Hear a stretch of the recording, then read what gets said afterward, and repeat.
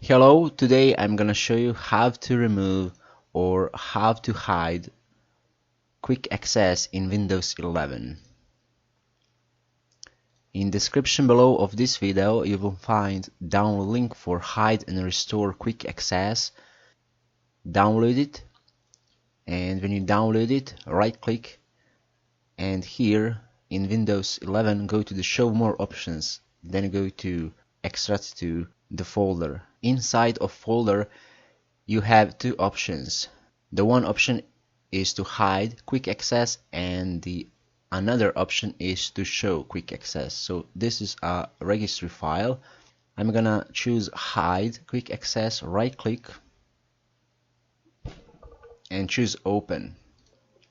Click yes here, click OK, and after you do that you need to restart your Windows, and after restarting the quick access should be gone. So I will be back after restarting my Windows 11. So after restarting my PC, my quick access is hidden. And now if you want to bring back quick access, simply go to the same folder and choose another option, show quick access. But I'm not gonna do that, I'm gonna leave it like this. I want my quick access to be hidden. So thank you for watching, and that's it. See you next time. Bye.